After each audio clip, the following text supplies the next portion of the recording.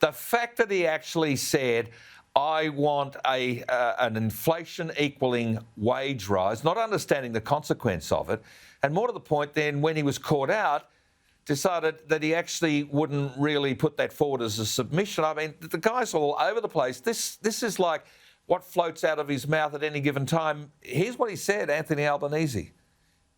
Does that mean you would support a wage hike of at least 5.1% just to keep up with inflation? Absolutely. I mean, you just can't have thought bubbles dribbling out of your mouth and want to become Prime Minister. Bronwyn, this is a really dangerous set of circumstances that we're facing here with this bloke who does not have the grasp of the broad agenda that's necessary. He doesn't have the gravitas either, but he's mumbling and stumbling and bumbling and may well win. This is true. I mean, the fact of the matter is that wages have grown slowly because productivity has been low. And people have to understand, and why Albanese is so dangerous on this issue is the value of your wages is what you can buy with your wages. And there's no point in having an increase in your pay if inflation ramps up again and soaks up all the increase in pay you've had. So you're absolutely no better off and you could be worse off. So once you have a wage push and inflation chasing each other's tail, we're in for serious trouble. So wages rise with productivity, and productivity has been low. Now that's where the effort has to be put.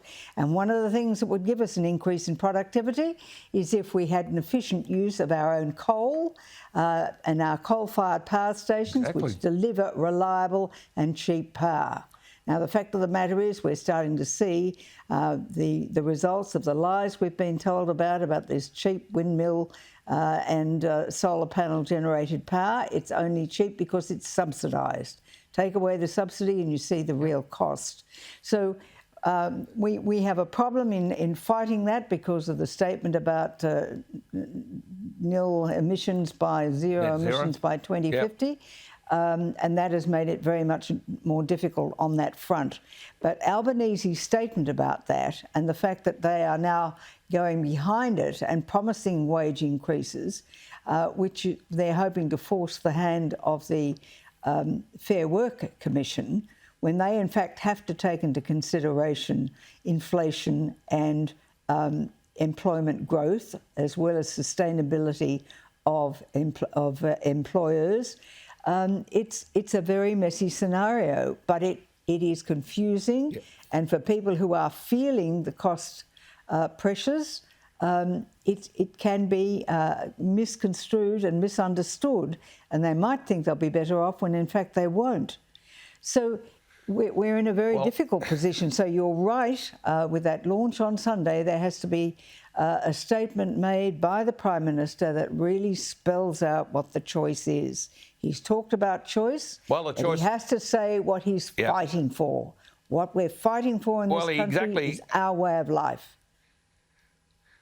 And Australians want a bulldozer going to work for him. He's just got to bulldoze his way through. And if he's our bulldozer, if it's not about him and it's about Australians, he probably does better than if he makes it all about him. It's actually not about him. It's actually about the job he does, not the job he's got. And I've got to say that with the rain that's falling in southeast Queensland right now and the market gardens of the whole of Australia at this time of year is the Lockyer Valley, and it's gone underwater again. If you're worried about $5 lettuces, and I know a lot of people in the Parliamentary Press Gallery seem to be, get used to it, because guess what? The lettuces that were planted after the floods in February are underwater again tonight. So it's going to be hard to get lettuces. The precious petals of the Press Gallery will be very, very upset.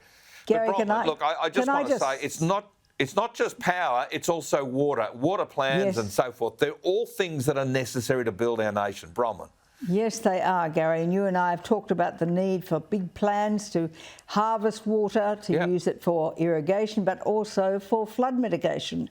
And it's not, it has to be something that's addressed. But can I just say on the bulldozer question, I want a strong leader, like both Erin and Daisy have said. I don't care if he turns into a steamroller, that's okay. But as long as the strength is there, I do not want any wimps. Thank you very much. No, I went to the a fish called Wanda scene where they roll over the top. Kevin Kline gets flattened. I like that. It's just something that's just hit my funny bone.